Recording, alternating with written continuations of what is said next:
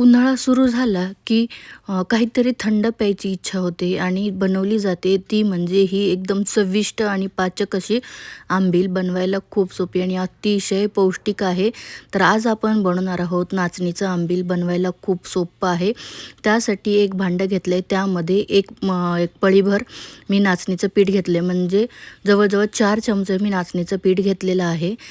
Regular नाचणीचं पीठ आहे. आता यामध्ये आपल्याला 2 मोठे चमचे दही टाकायचं आहे. चवीपुरतं मीठही आपण यामध्ये टाकूया. व्यवस्थित असं फेटून घ्यायचं आहे. दह्याच्या गुठळ्या पूर्ण मोडल्या पाहिजेत. 1 चमचा मी यामध्ये जिरे पण टाकलेत. आता याला व्यवस्थित मिक्स करून घ्यायचं आहे. दही आणि पीठ जे आहे ते छान असं मिक्स झालं की यामध्ये 1 ग्लासभर पाणी टाकलेलं आहे. व्यवस्थित फेटून घेतलेलं आहे. हे मिश्रण आता तयार आहे. तुम्हाला जर आंबील जे आहे ते फर्मेंट करून बनवायचे असेल तर हेच मिश्रण तुम्ही रात्रभरासाठी ठेवू शकता आणि दुसऱ्या दिवशी त्याचं आंबील बनवू शकता. पण मी इथं लगेचच आंबील बनवणार आहे, त्यामुळे हे जे पीठ आहे ते लगेचच शिजवायला घेतलेलं आहे. तर आता हे जे पीठ आहे का कढईमध्ये टाकलं आहे आणि व्यवस्थित आता याला फेटून घ्यायचं आहे. बिलकुल सोडायचं नाही आहे, नाहीतर नाचणीच्या पिठाच्या ज्या आहेत त्या गुठळ्या व्हायला लागतात. कंटिन्युअसली आपल्याला याला हलवत राहायचं आहे. जसजसं हे पीठ शिजेल तसतसं हे घट्ट व्हायला लागतं. तर बघा आता कलर याचा थोडासा चेंज झाला आहे, पण याला आपल्याला जवळपास एक 20 मिनटं, जवळपास 15 ते 20 मिनटं शिजवायचं आहे. म्हणजे पीठ एकदम छान शिजलं पाहिजे.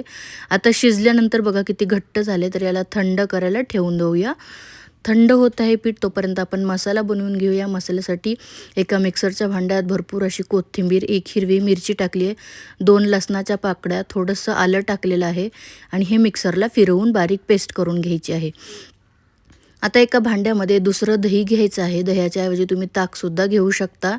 आता छान असं यामध्ये आपण जे वाटण बनवलेलं आहे ते वाटण यामध्ये टाकायचं आहे. छान फेटून घ्यायचं आहे.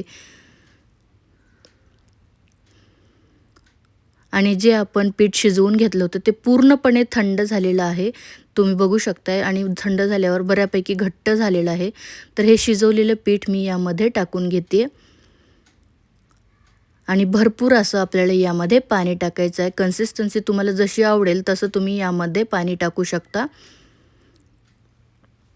मिठाचं प्रमाण तुम्ही चेक करा. जर तुम्हाला मीठ थोडं कमी वाटलं तर इथे या स्टेजला तुम्ही मीठसुद्धा वाढवू शकता. आवडत असेल तर थोडासा चाट मसालासुद्धा टाकू शकता आणि मिक्स करून झाल्यानंतर बघा आपलं हे पाचक असं आंबील तयार आहे. नाचणीचं पीठ शरीराला छान थंडावा देतं आणि दही ताक असल्यामुळेही खूप रिफ्रेशिंग वाटतं. तुम्हाला जर आवडत असेल तर थोडेसे बर्फाचे तुकडेसुद्धा तुम्ही यामध्ये टाकू शकता. एकदम पौष्टिक पाचक असं नाचणीच्या पिठाचं आंबील तयार आहे. तुम्हाला रेसिपी आवडली तर व्हिडिओला लाईक करा आणि चॅनलवर नवीन असाल तर चॅनलला सबस्क्राईब करा. धन्यवाद.